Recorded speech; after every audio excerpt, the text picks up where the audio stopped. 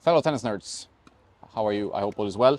I'm here with Daniel Rutkowski. We've been playing a lot of tennis. He won an ITF singles title and we won a doubles title, so that was cool. I played pretty bad in singles, but I already talked about that. But today we want to talk about his racket, what you would call a beast in many ways.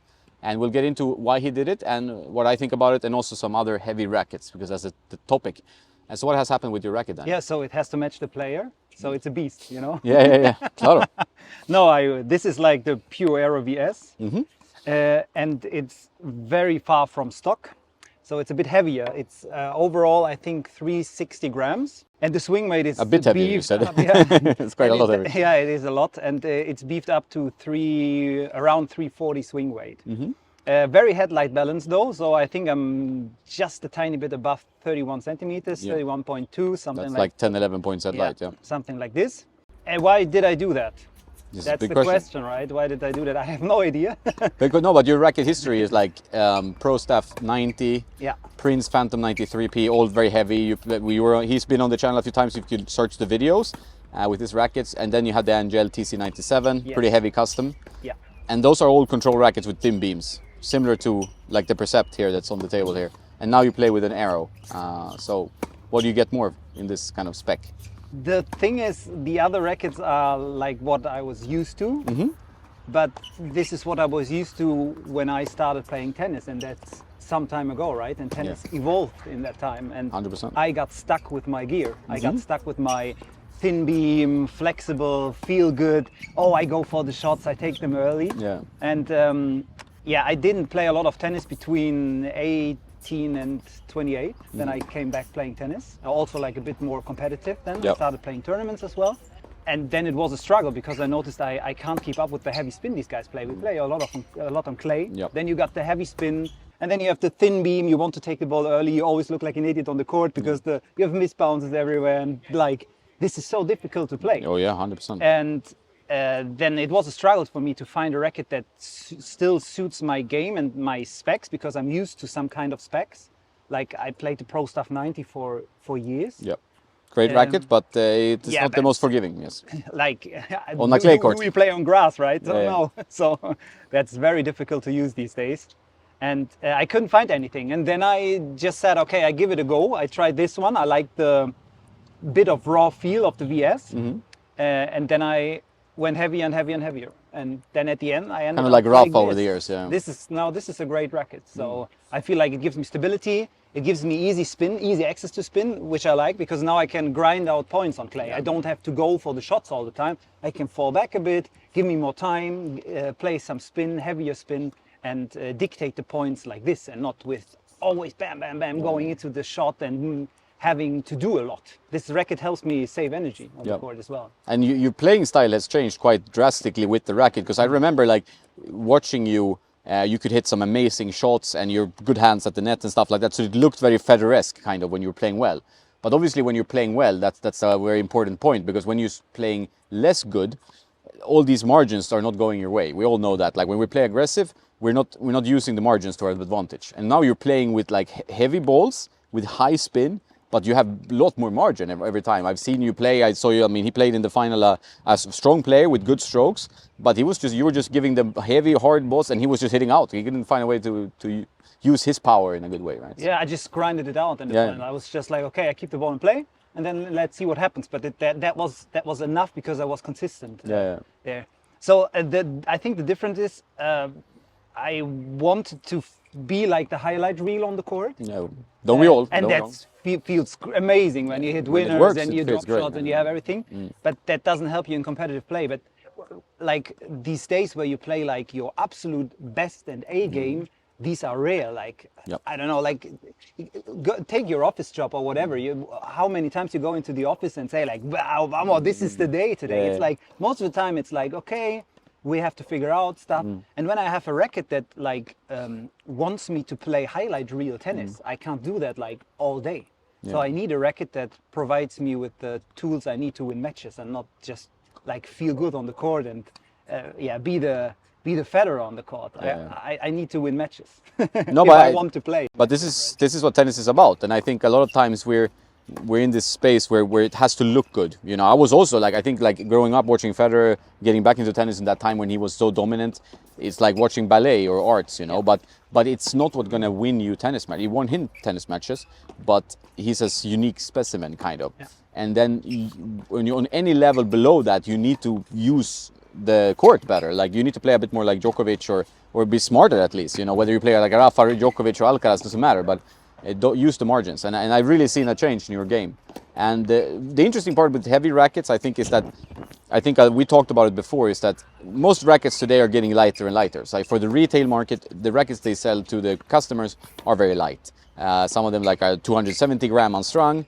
They're called Team or MP Light in the head lingo, or Babolat also use Team. All the rackets we have here on the table are heavy. This one is the GT that was used by Pete Sampras. It's still not as heavy as Daniel's racket, but it is a very solid racket, 350 grams, 32 centimeter balance, 332 swing weight, you know. Yeah. So it's a solid racket. I like hitting with it. And this blade is customized also quite a lot towards your racket. So it's 360 grams, and I will hear Nikki laughing here in the background. 360 grams, and then with around 340 swing weight. And it's so easy to use, not as easy as this one because that gives you a little bit more lift, but you don't need to exert so much power with the racket, like with so much force on your body. So I think that you play more efficient, in a sense, you know. Yeah, and it's like I said that before, it's basically physics. You have like an object and this is hit by a mass. Yeah. The higher the mass, the easier it is to play tennis. So you have to take the technique for that and the movement on the court to like be in the position to play with such a heavy racket. But if you can do that and if you're able to do that, I think you should try it because it makes life easier on the court. It helps you like to put the energy into the movement and not into the strokes and being like on top of the ball every time. You know, like you can keep it in play easier. And I want to note here that we're not telling everyone who's playing tennis to use a 360 gram racket because it's going to be too much. And if you're late on the ball, the ball will go because of the weight of the racket. You won't have time. And I noticed that sometimes. But I think even when we play, I play better with your racket than I do with my normal like 305 gram racket. So I was always a fan of heavy rackets. Then went into that zone of like when you test a racket, you try it stock and you try to use it stock form. But having a heavy racket which has a lot of weight in the handle. It's the traditional racket, but you've done it in a modern frame, which I think is very interesting because that kind of brings old school and modern into each other kind of and combine them in a good way. When I did a racket test the other day with, and you will see this video on the channel, with Joe, who's 73 years old, I had a bunch of rackets, Team, MP Light, super light rackets, two a little bit heavier. And he came from a slightly heavier racket. He wanted to go lighter, but he still went for a racket with 320 strong swing weight because if you go 300 swing weight with some rackets you have no mass on the ball. It doesn't matter if you're a beginner or you are a pro. Like if there's no mass in the racket head, you cannot play. So that's why I always complain with the swing weights being low because you need mass.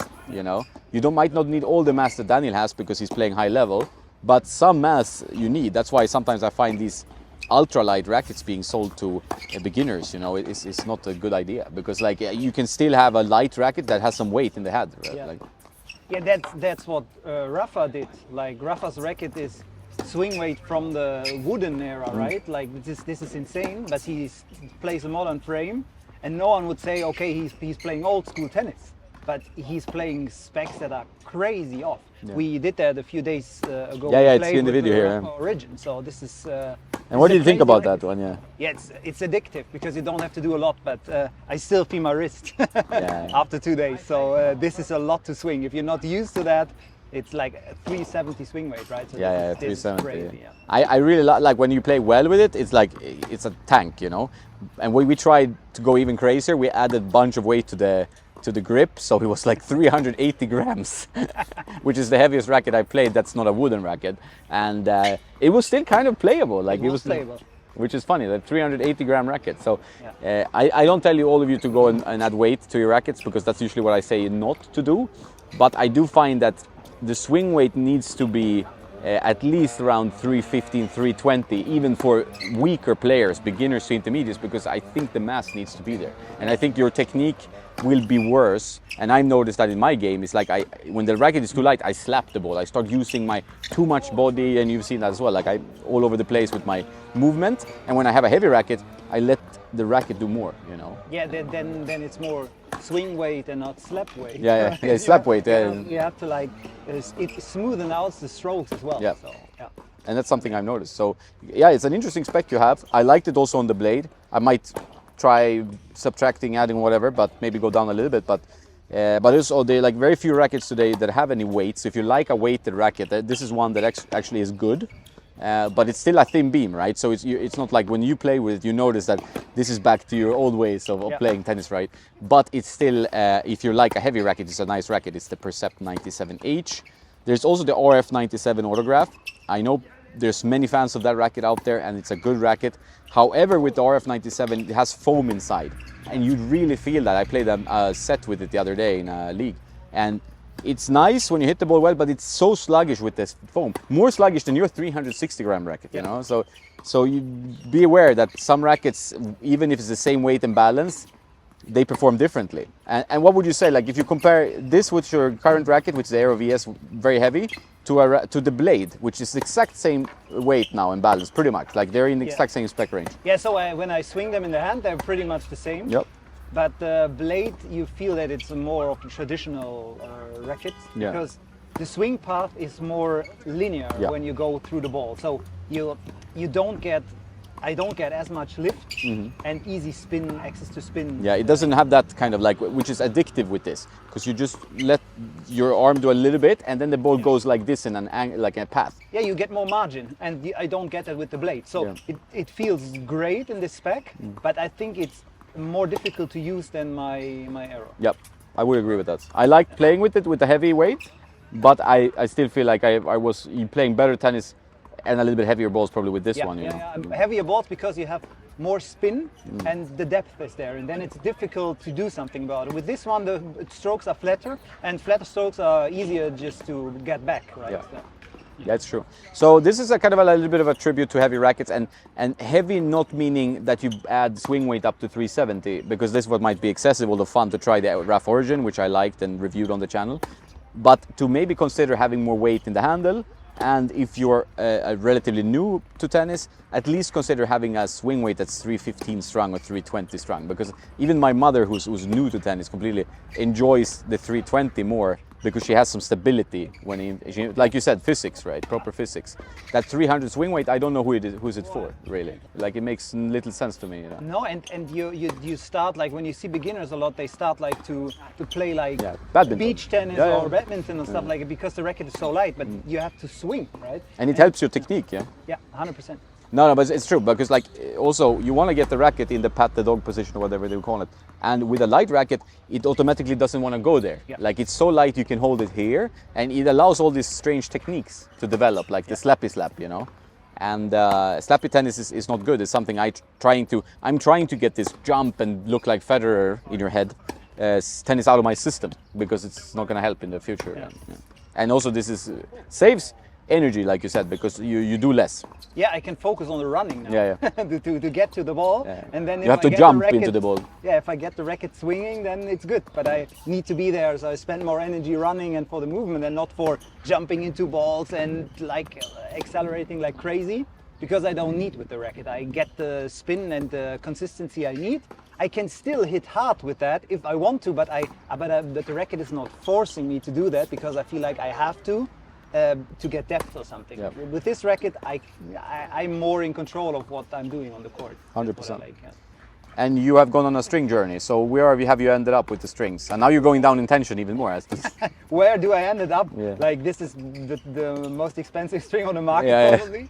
It's my fault, this kind of. But it's great. It's a 4G, Laxalon 4G, 125. And it's a great string. Like you get so great feedback. I don't have any arm issues, and I can go even lower in tension now. I'm now at 2119. I tried it today, and this feels great. So I'm getting Manarino style here.